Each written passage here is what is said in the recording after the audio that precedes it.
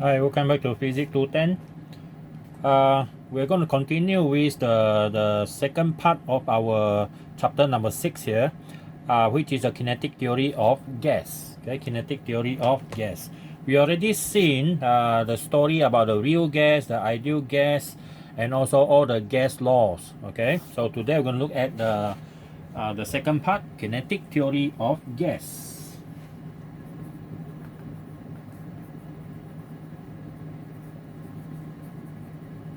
Now, what is this kinetic theory of gas?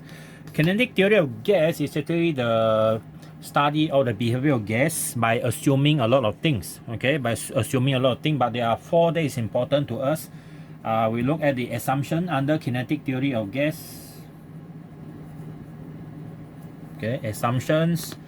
Okay, our assumption number 1 is in a container there must be large number of gas particle. Okay, there must be a large number of gas particle. If your number is not big enough, then there's no point talking about kinetic theory of gas. And then number 2, the size of gas particles is negligible. Okay, is negligible compared to the distance. Okay, the distance between them. Okay, 2 gas particle, okay, about this size.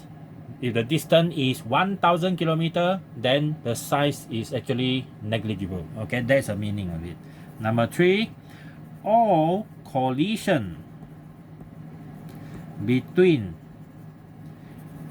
gas particles are elastic. Okay, they are elastic.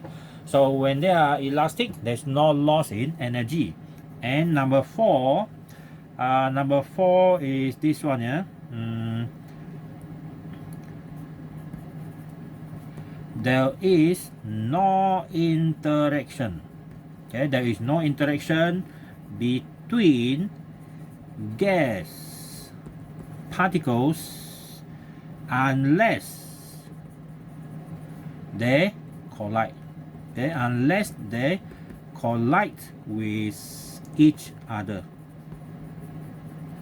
That means they only interact when they are in contact or when they are having this elastic collision. Okay, so these are important things. Yeah. Okay, now we're going to look at one of the most important equation. We are not only look at, we're going to derive the equation. It's quite difficult here, so pay attention on this video here. Okay, now the equation for pressure. Equation of gas pressure. Okay, the equation of gas pressure. Now, we have to assume all these 4 here. Or let's say you have a container here. Okay, let's say there's a container. Okay, there's a container like this.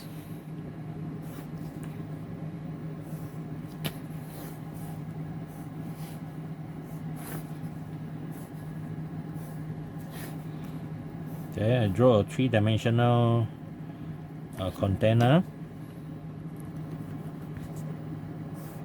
Here and here. Okay, now let's assume this surface here and the other surface here parallel to each other. Okay, parallel to each other, and the length here is L. Okay, between that 2 surfaces, and inside there we have a lot of gas particle. So it can be molecule, it can be atom. Okay, so we choose one of them. Okay, we choose one of them. Let's say the number of particles here is n. Okay, there are n gas particle. Okay, n gas particles. Okay, n here, remember, and then each of them have their random velocity. So by mean of velocity, that means the gas particle, let's say this one is chosen, so it has a velocity in this direction, we call the v. Okay, we call the v. but you have to know that this V here can be split into 3 components. One is a Vx, another one is the Vy, and then maybe another one can be split into the Vz direction. Okay, Vz direction. So we need to only assume for one, but you have to remember one thing here. The possibility for having this one and this one are the same are exactly 1. Okay, so it means that for a big enough number of particles, okay, all these values are actually quite the same. For this particle, maybe the Vx is larger than the Vy and larger than the Vz, but for other particles, your Vy might be larger than Vx, larger than Vz also, and then for another particles, your Vz might be larger than 2 of them. So that means you average out, they are actually the same. Okay, they are actually the same. Okay, so we're going to write down that that thing here. So for a large enough gas particles, okay, the magnitudes of this one square, I mean that the Vx will be the same as your Vy, it will be the same as a Vz, only magnitude. Okay, and then we know one more thing also is this, the V square, okay, is equal to the Vx square plus the Vy square plus the Vz square. This one is exactly from Pythagoras theorem. Okay, this one is exactly from Pythagoras theorem. So we're going to put this one together, okay, and call it equation 1, okay, or condition number 1, okay, equation number 1. And then we're going to look at this particular gas particle, which is going to strike the wall on the left hand side. So now this is a wall of the container, and this particle here is going to have this velocity. Okay, this velocity is the Vx. Okay, we assume that velocity is in a negative direction. Yeah, this one is negative. So this one is before collision. And then we draw another one for after collision. So after collision, what do you think happened? After collision, it bounced back to the opposite direction with exactly the same magnitude of the Vx. Why? Because all collision between gas particles are elastic. That means including the wall of the container. So that means from here, after collision, you get the same magnitude of velocity. Okay, so after collisions, okay, and then what happened is, these gas particles collide here, bounce back, hit another wall on the right hand side, and then bounce back again, and continuously. It might lose energy during collision with other particle, transfer the kinetic energy to other, but the other gas particle is going to get that kinetic energy, so the total energy in the gas is always constant. Okay, so we don't worry about that. Yeah. So now we need to look at the change in momentum. Let's assume again the mass of the gas particle is m. Okay, so now we can calculate the change in momentum here, right? So the change in momentum, delta P, is equal to what? Is equal to this one, final momentum, minus the initial momentum, which is mvx minus the m negative vx. So we got 2mvx. Okay, 2mvx. That is our delta P, the change in momentum. Okay, the change in momentum. Now, one more thing is, if you already have a change in momentum, what if we divide by the rate of change of momentum? If you have the rate of change of momentum, you can actually calculate the force during the collision. Okay, the force during the collision.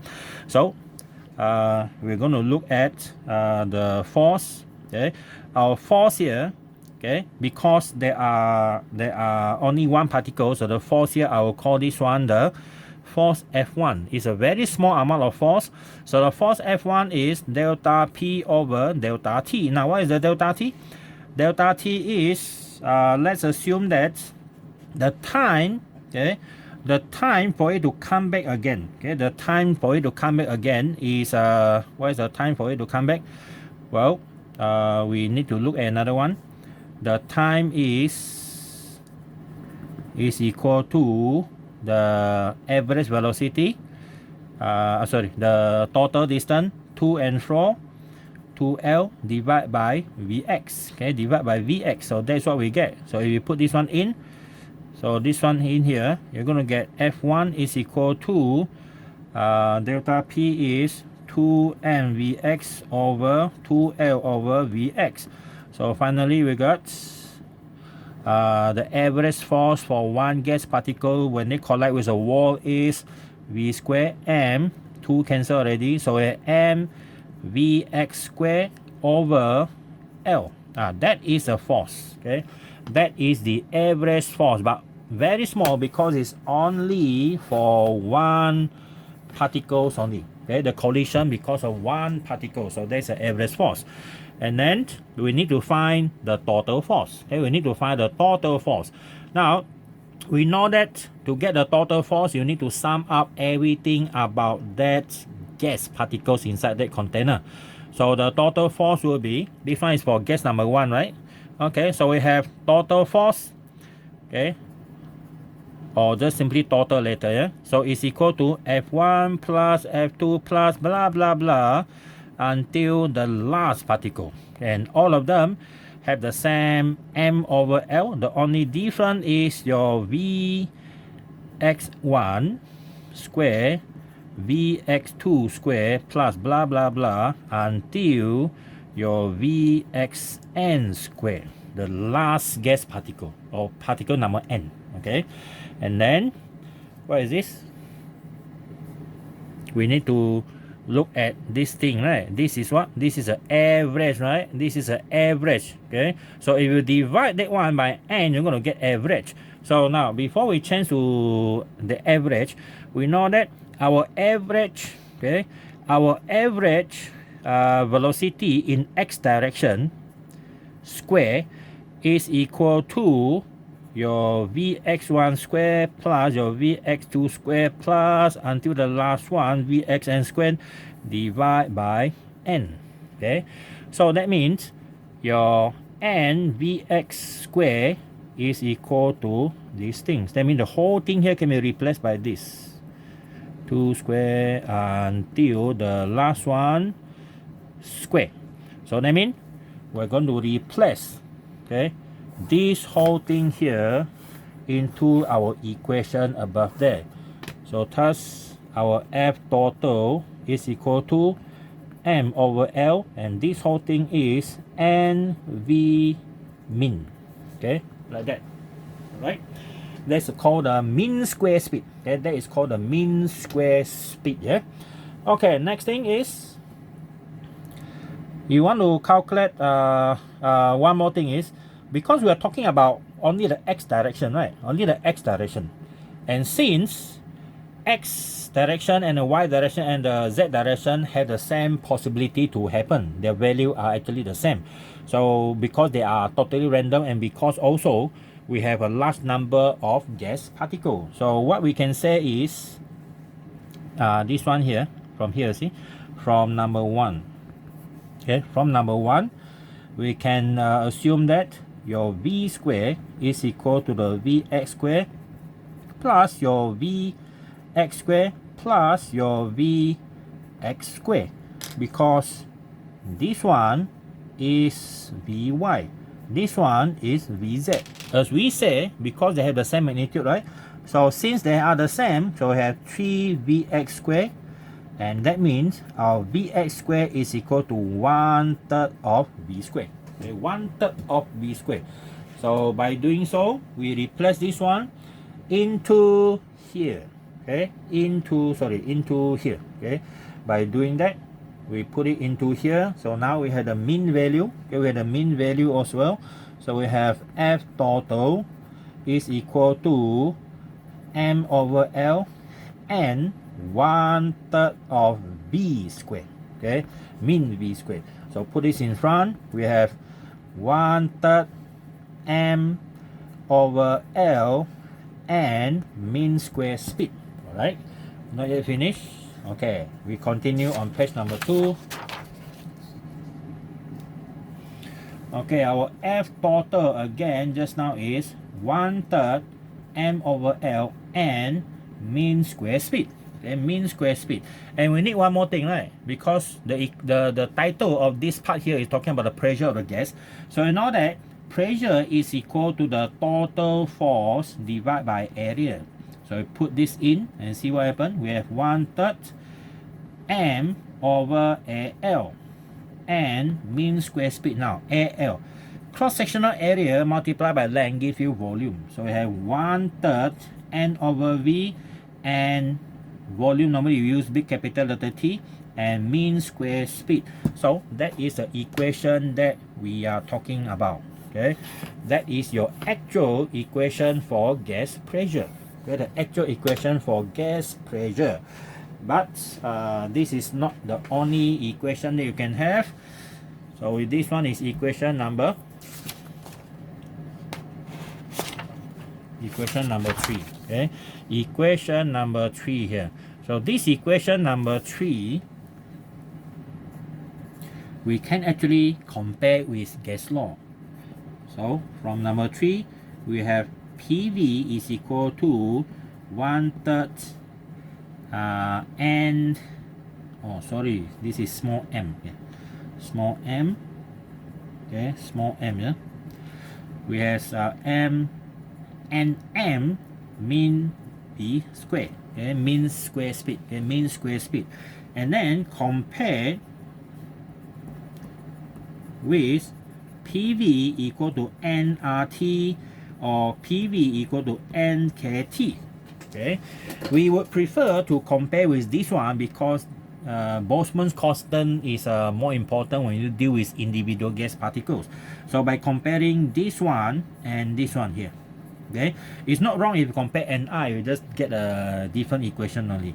So when they are the same PV, so we have this 1/3 and m mean square speed is equal to nKT.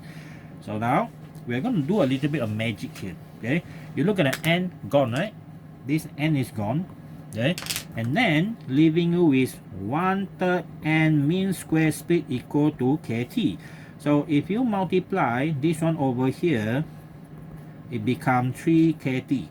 And then if you look at this mv square, it click to you that is kinetic energy, right? So we put a half here. Half mv square mean square speed equal to 3/2 KT. So that means this is actually the average kinetic energy of a gas particle, and it is given by 3/2 KT. Yeah, 3/2 KT. Yeah. So that is our that is the final thing that we want you to know. Okay, that is the average kinetic energy. Okay, the equation to calculate the average kinetic energy.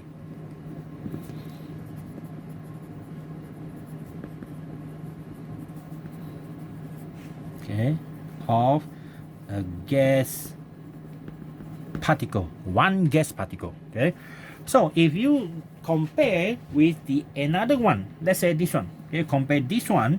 So what do you get? You get 1/3 and m mean square speed is equal to this nRT. So if you put this one over, you're going to have this nm mean square speed is equal to 3 nRT, and this m over here, n, move n over to the other side, you're going to get 3.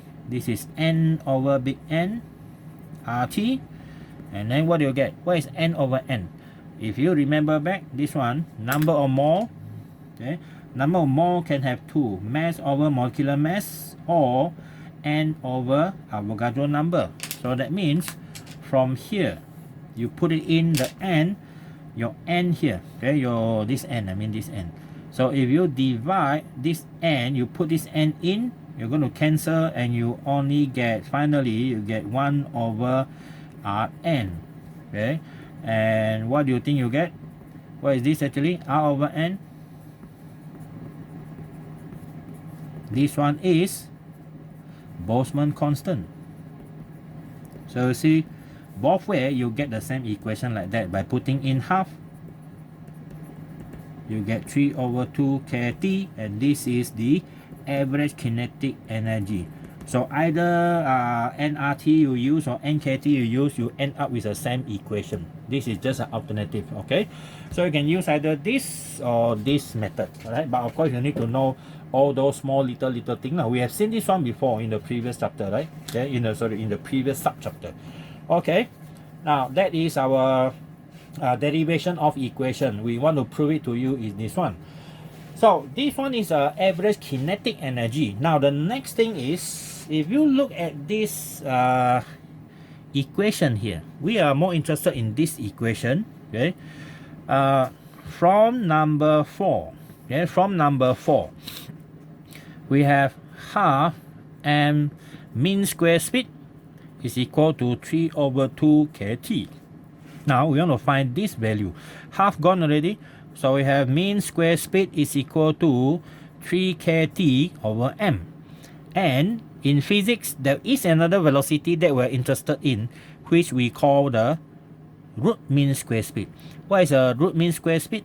RMS, root mean square speed, is actually equal to root mean square speed.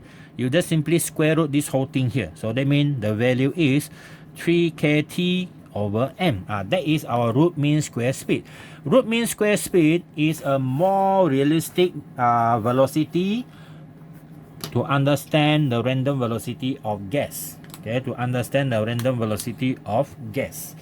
Now, this equation is normally used to calculate the velocity of the gas molecule or atoms at a given value, okay, of temperature.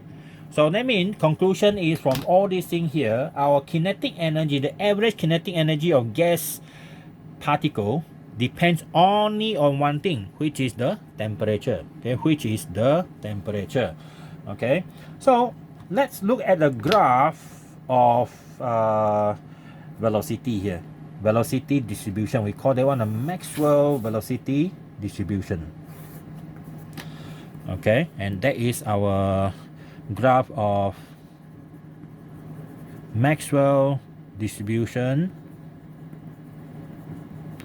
of velocity for ideal gas. Yeah, this is the, so this one is the velocity, of course, and this one, oh sorry, this one is a velocity. This one is a velocity. This one is the amount. Okay, the amount of gas particle that have that particular velocity.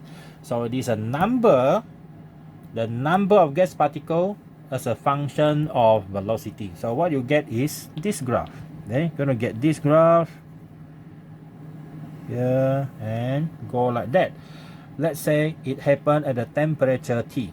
It happened at the temperature T. From up here, we have 3 velocity that we can get. The first one, okay, and then the second one, and the third one. Okay, the third one, there are 3 velocity, and your first one here, okay, which is at the top here, the most. So this is called VP. Okay, VP. So later we look at this one. VP is called the most probable speed. Probable speed. Okay, and the next one is this one. This one is M. Your VM is the mean speed. Okay, the mean speed. And then the third one, this one here, is the R. So the VR is representing the root mean square. So this is called the root mean square speed. Okay, root mean square speed is actually very easy to remember. PMR, remember you have PMR, PT3, right? Okay, PMR, very easy to remember the sequence. So we use root mean square speed more than other speed because root mean square speed is more statistically viable, okay, to calculate the speed of average speed of the gas particle for ideal gas. Okay, for ideal gas. Okay, so this is our page number 2. Okay, page number 2. So let's look at one example on how to use that equation. Page 3. Now example.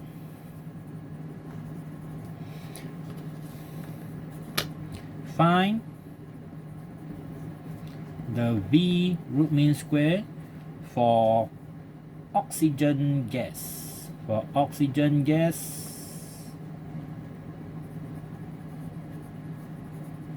molecule. Okay, for oxygen gas molecule at STP. Okay, at STP. All right. Okay, what is, remember STP? Standard temperature and pressure. So our STP here, the temperature is 0 degrees Celsius, and this one is 273.15 Kelvin, remember?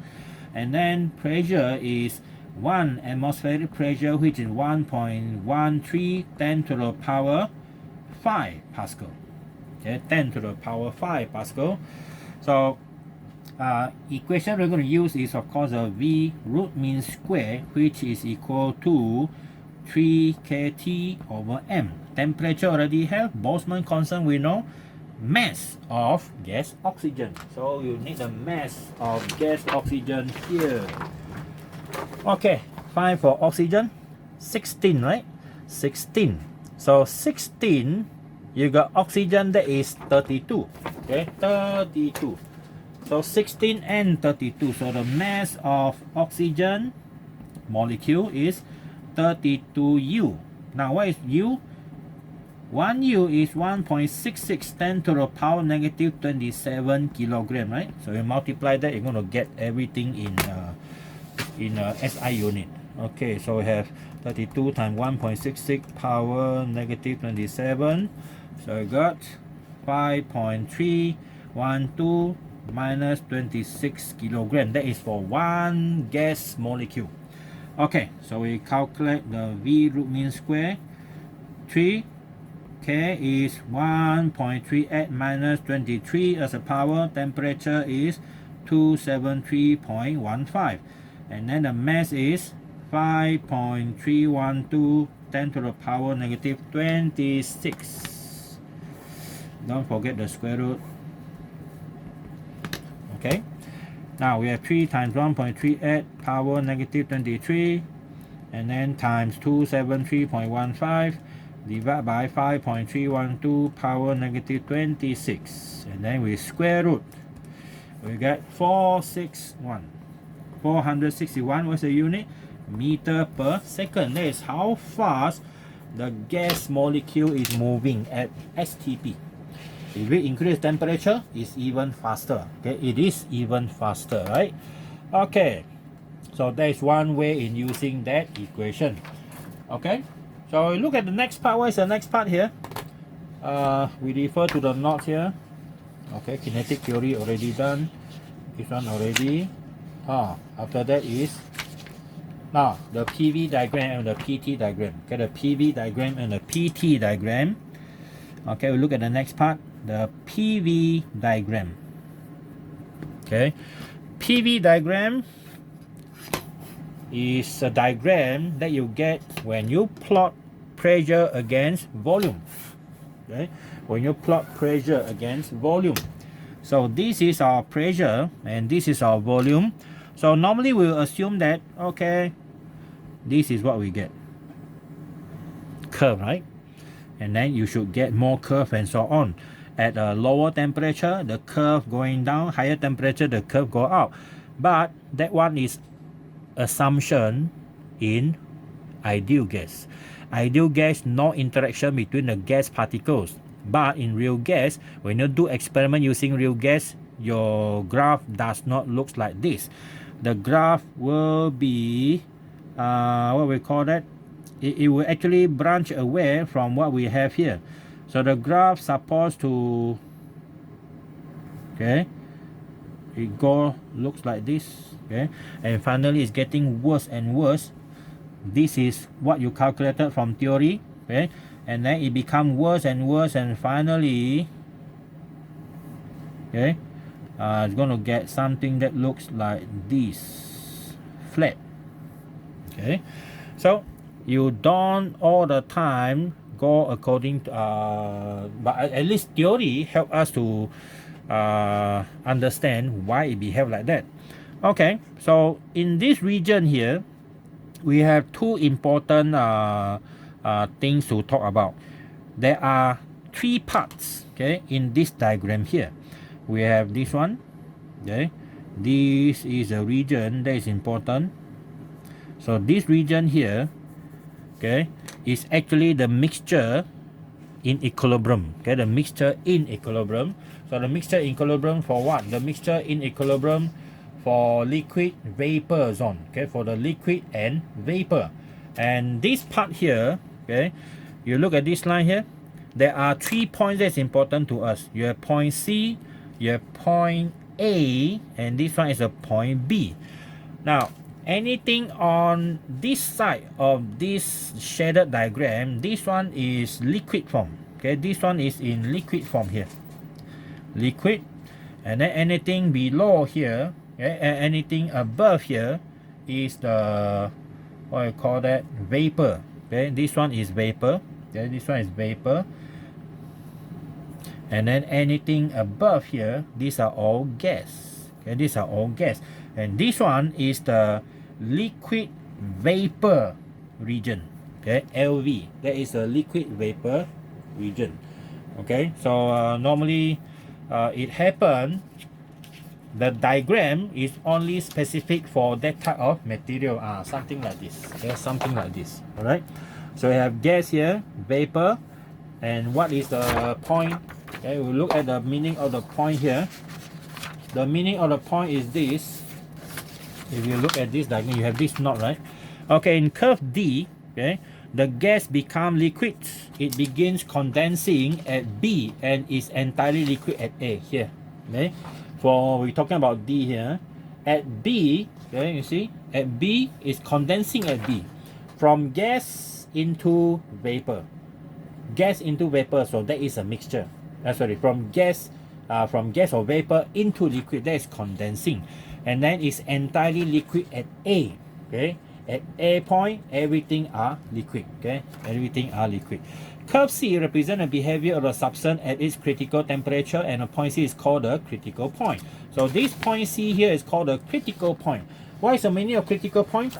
At temperature less than the critical point, the gas can change to liquid under sufficient pressure applied. If you apply enough pressure, the gas or the vapor at that point under the critical pressure, under critical temperature, can be turned to gas by increasing the pressure. So when do we use that? We use that one in freezer system, okay, air conditioner system, and so on. Okay, so that is our graph for PV. Now the next one is a PT diagram. Okay, PT diagram. So PT diagram is when you plot a P and a T against T for a graph. Okay, and for each graph they have a different what we call that, they are different diagram. Okay, I use a graph in the notes here, which looks actually better than mine. Okay, so I have this graph. Yeah, so we have this, let's assume for water only, we have this graph, and then from here, and then from here. Now we have three phases here.